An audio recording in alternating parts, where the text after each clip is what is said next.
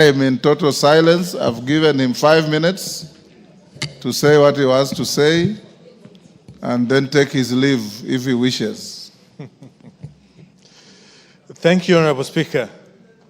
Honorable Speaker and members, first and foremost, I would like to extend a very big thank you to the Almighty God for the opportunity to serve the people of Bere North in the 13th Parliament since August 2022. It has been the honor of my life to be of service to my constituents as their representative in the Parliament for 2 years and 7 months so far.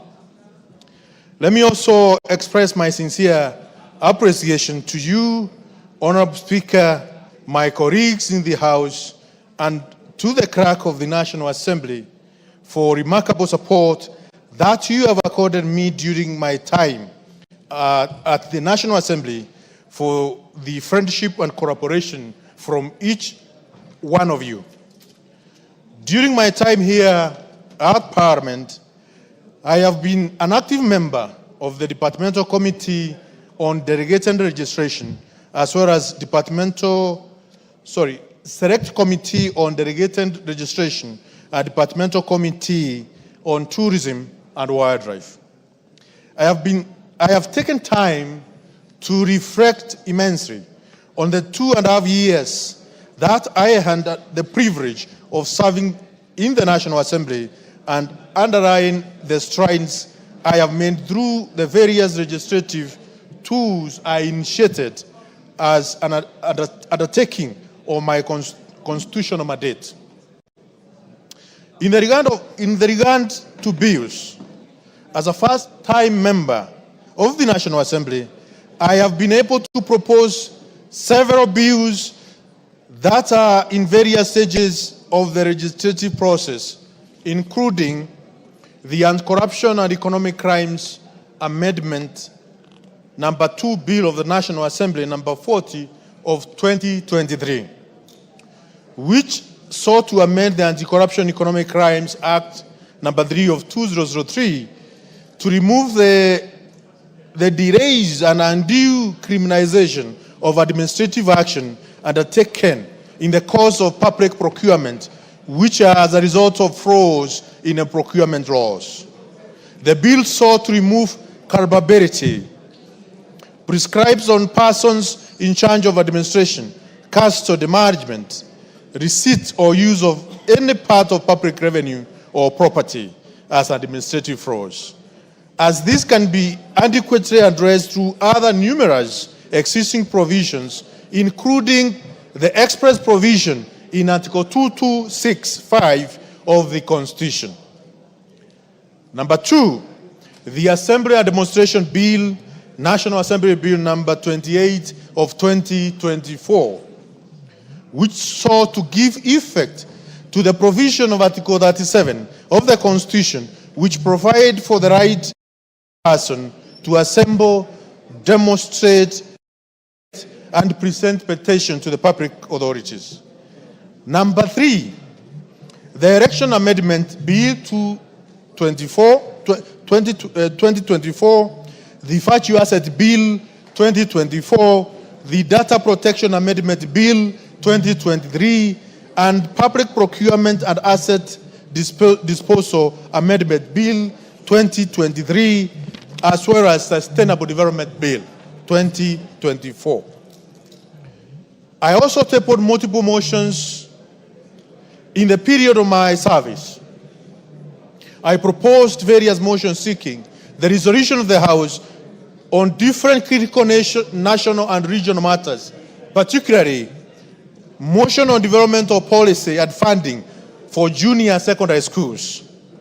This was aimed at addressing funding and policy gaps in junior secondary schools, inadequate infrastructure, shortfalls of technology in JSS,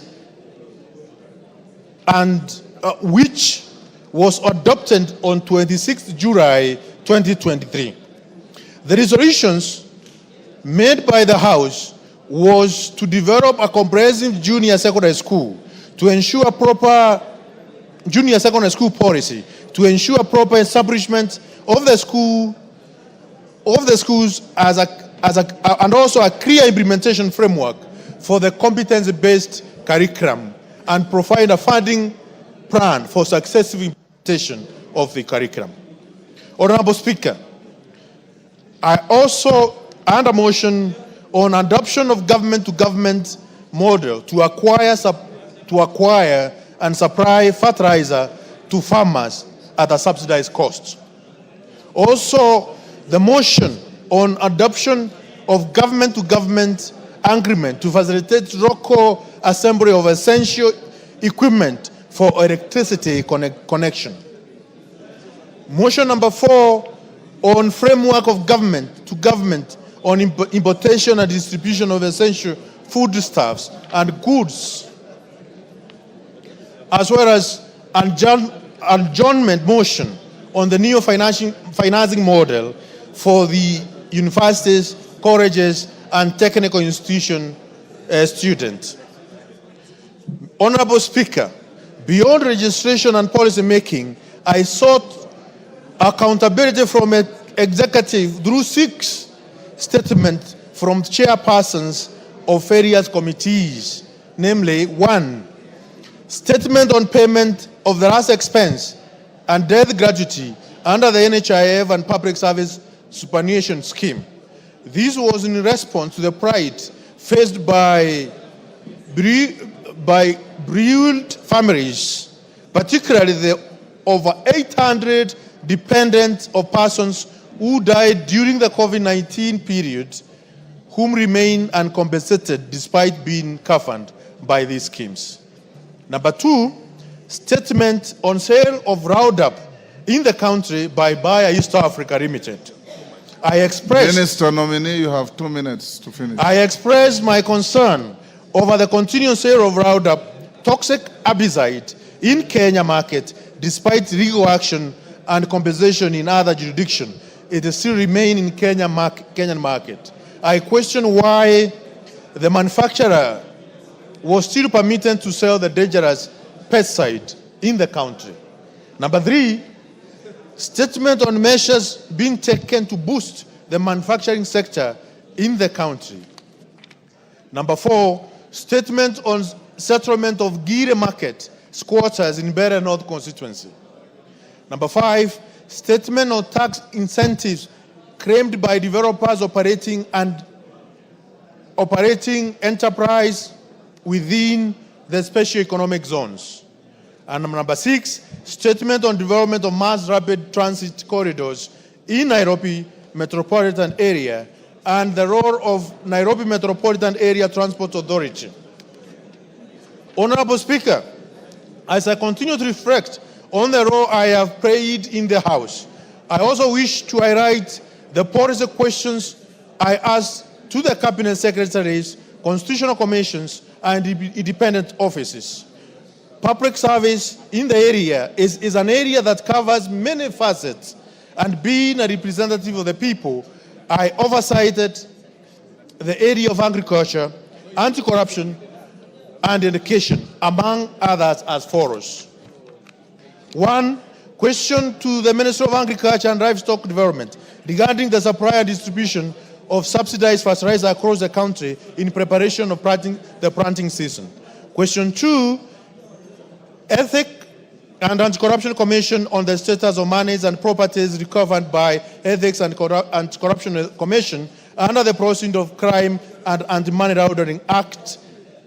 Number 3, question on the Ministry of Agriculture, Livestock and Development on the adverse effect of Roundup and Oversight on the ecosystem on humans. How much of that statement is left? 2 minutes, Honorable Speaker. 2 minutes. 1 page remaining. You better finish. Okay. Number 4, Honorable Speaker. Give him the mic. Number 4, Honorable Speaker. Question on Teacher Service Commission on the inclusivity and recruitment procedures and affirmative action, safeguards to teachers from marginalized groups. Number 5, question to the Public Service Commission on action taken to mainstream marginalized groups and communities in the public service in line with Article 232 of the Constitution and the Public Service Values and Principles. Honorable Speaker, I am fully convinced and confident that the role I have been nominated to in the executive to be an extension of the work I have begun here in Parliament.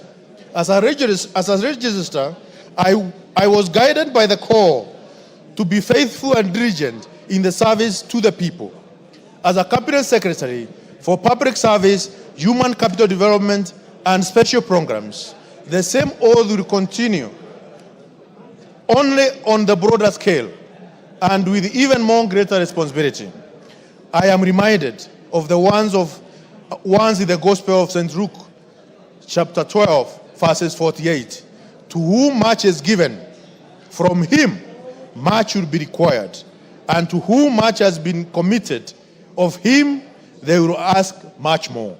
Honorable Speaker, I am proud to have faithfully represented the people of Barrie North and have contributed to legislative agenda and deliberations whose impact will endure beyond my time here. Indeed, should my nomination be approved, which has been approved. Yes, your nomination has been approved. Indeed, with my approval, which was done this morning, I will continue to engage with the House though from the other side, particularly during question time and other matters of oversight. Even then, the commitment remains the same: public service to the people of Kenya. I thank you, Honorable Speaker. I thank each one of you, honorable members of this great House. And I thank the people of Barrie North for giving me an opportunity to serve in this House and also to serve them as well as the people of Kenya. I thank you, Honorable Speaker. Thank you, Honorable Ruku. Honorable members, let's put questions at orders number 8, 9, 10, 11, and 12. Then we call in the CS Treasury. Order number 8, special motion. Consider